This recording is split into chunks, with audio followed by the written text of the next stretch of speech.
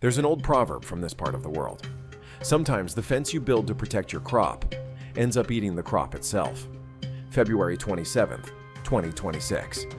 Iran launches simultaneous missile strikes on U.S. military bases across 5 countries: Qatar, Bahrain, Kuwait, UAE, Saudi Arabia.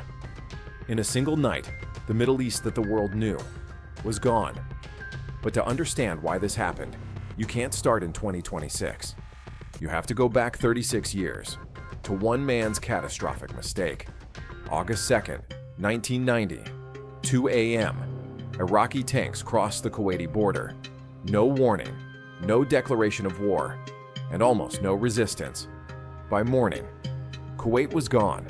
Saddam Hussein had been at war with Iran for 8 brutal years. That war cost Iraq everything: its treasury, its economy, its future. And during those 8 years, Kuwait had lent Iraq $4 billion. When the war ended, Saddam asked Kuwait to forgive the debt. Kuwait said no. Then Kuwait started pumping oil above its OPEC quota, driving down global prices, costing Iraq $1 billion for every dollar the price dropped. Saddam called it economic warfare. He called it theft. So he did what dictators do when diplomacy fails. He invaded, and in doing so, he handed the United States the one thing it had always wanted in this region: a reason to stay.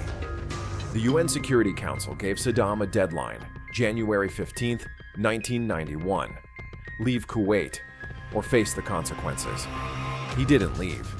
2 days later, the most watched war in human history began. For the first time ever, CNN broadcast a war live, in real time, into living rooms across the planet. The command center for all of it: Prince Sultan Airbase, Saudi Arabia, 5,000 American troops, 42 nations. A ground war that lasted exactly 4 days. Kuwait was liberated. Iraq was pushed back. But America didn't go home. Because now, the Gulf states were scared. If Saddam could take Kuwait in one night, what was stopping him from taking them next? They needed protection, and America was offering exactly that. The fence was being built. One base became 2. 2 became a network. A network became a permanent presence.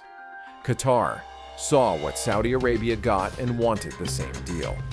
They spent $1 billion building Al Udeid Air Base near Doha.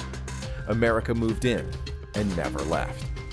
Today, Al Udeid is CENTCOM headquarters, the brain behind every major U.S. military operation for 30 years straight.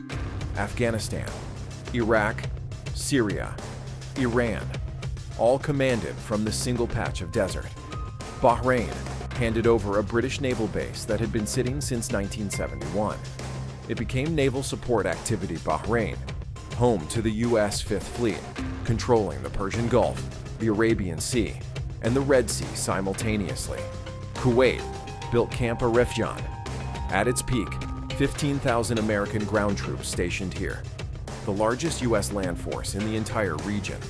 Iraq, UAE, Jordan, more bases followed, each one built on the same logic. American boots on our soil means nobody touches us. The Gulf states had traded sovereignty for security. They thought they were building a shield. They were building a target. For 30 years, the arrangement held, mostly. Al-Qaeda attacked the Khobar Towers in Saudi Arabia. 19 American soldiers killed. The USS Cole was bombed in Yemen. 17 dead. Iran struck al-Assad Air Base in Iraq after the killing of General Qasem Soleimani. Each time, the bases stayed. Each time, America doubled down. But February 27th, 2026 was different. When U.S. and Israeli aircraft used these Gulf bases to launch strikes on Tehran, killing Iran's Supreme Leader Ayatollah Khamenei, Iran's response wasn't a warning shot. It was a doctrine. Every base that participated in that attack is now a legitimate military target, and Iran had the missiles to back it up. Qatar, Bahrain, Kuwait, UAE, Saudi Arabia, all hit simultaneously. The Gulf states had invited America in to protect them from Iran. Now Iran was hitting them because America was there. The fence was eating the crop. The economic damage was instant and total. Dubai, the city built on one promise: we are safe, watched that promise collapse in real time. International banks began closing branches. Gold trading stopped, flights canceled, tourists gone.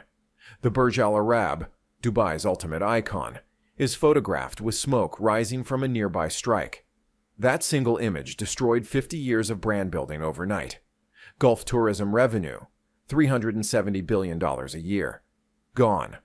Oil terminals damaged, ports closed, pipelines at risk. Every day the crisis continues. The Gulf loses approximately $1 billion.